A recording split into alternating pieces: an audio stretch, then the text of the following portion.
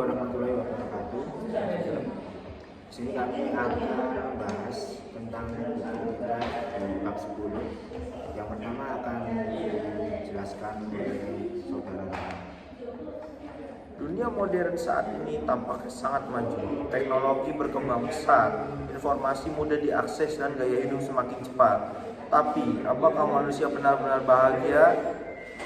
Said Hossein Nasr menyebut manusia modern sebagai manusia yang terasing dari Tuhan, terasing dari alam, bahkan terasing dari dirinya sendiri. Inilah krisis spiritual dan eksistensial yang menjadi fokus utama pembahasan beliau. Sin 2. Kemerosotan, penyimpangan, dan kebangkitan inti istilah. Nasr mengkritisi pengguna 3 istilah yang sangat populer di kalangan muslim modern. 1. Kemerosotan, 2. Penyimpangan, 3. Kebangkitan kembali. Kemerosotan sering disalahkan sebagai kemunduran hanya karena dunia Islam tidak memproduksi teknologi atau kekuatan militer seperti Barat. Padahal menurut Islam, kemajuan hakiki adalah kedekatan kepada Allah dan pematangan spiritual. Penyimpangan menurut kaum modernis adalah ketika Islam menyatu dengan tasawuf, seni, madrasah tradisional, dan sistem kesultanan. Tapi bagi Nasr, justru penyimpangan sejati terjadi saat umat Islam meninggalkan akar wahyu dan menggantinya dengan ideologi sekuler. Kebangkitan kembali sering disamakan dengan Renaissance Eropa, padahal kebangkitan dalam Islam harus vertikal menuju Tuhan, bukan horizontal meniru Barat. Konsep yang tepat dalam Islam tajdid dan ihya. Kemudian untuk yang selanjutnya, siapa manusia modern? Manusia modern adalah manusia yang kehilangan akan orientasi spiritual dengan ciri-cirinya. Yang pertama ada kehampaan spiritual, hidup tanpa makna ilahi. Yang kedua, alienasi terhadap alam, dianggap benda mati, bukan ciptaan Tuhan. Yang ketiga, krisis identitas, manusia tidak tahu siapa dirinya. Dan yang keempat, ilmu yang terputus dari Tuhan, sains berkembang tapi tanpa hikmah. Nasr menyebut ini sebagai penderitaan batin yang mendalam meski kehidupan tampak sejahtera secara lahiriah. Kemudian solusi Islam tradisional. Apa solusi yang ditawarkan oleh agama Islam? Yang pertama ada tauhid, yaitu menyatukan kembali seluruh aspek hidup dalam kesadaran bahwasanya Allah adalah pusat dari segalanya. Tauhid adalah suatu prinsip penyatu dari dunia maupun akhirat, ilmu ibadah, akal dan wahyu. Kemudian ada syariat. Syariat bukan sekedar hanya hukum, tetapi syariat merupakan sistem kehidupan yang memadu manusia untuk hidup selaras dengan kehendak Tuhan, seperti adanya sholat, puasa, zakat, dan haji. Semuanya menjadi ritme yang sakral dalam hidup sehari-hari.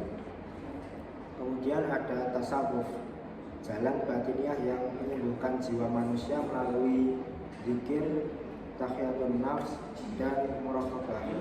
Manusia kembali menemukan kedamaian, cinta ilahi, dan makna hidup yang sejati. Lalu ada ilmu sakral, ilmu yang tidak netral tetapi mengandung nilai-nilai spiritual. Dalam Islam, ilmu bukan saja alat kuasa, tetapi sarana untuk mengenal Tuhan. Nasr menolak sekedar mengislamkan sains Barat yang menawarkan rekonstruksi paradigma pengetahuan Islam. Selanjutnya, perbandingan antara kehidupan tradisional dan kehidupan modern. Nasr membandingkan kehidupan tradisional dan modern. Dalam masyarakat Islam tradisional, alam dianggap sakral, waktu dianggap sebagai anugerah spiritual, masyarakat dijalankan dengan adab dan kasih sayang. Sementara dalam modernitas, alam dieksploitasi, waktu menjadi tekanan, manusia hidup dalam kesendirian dan persaingan. Kehidupan tradisional bukan sekedar tentang masa lalu, tapi model hidup yang berakar pada wahyu. Selanjutnya, tantangan dan peluang umat Islam pada saat ini. Umat Islam pada hari ini menghadapi yaitu yang pertama sekularisasi yang menjauhkan agama dari kehidupan sosial, terus westernisasi yaitu mencabut umat Islam dari tradisinya, kemudian krisis pendidikan yang melahirkan manusia teknis bukan manusia yang beradab.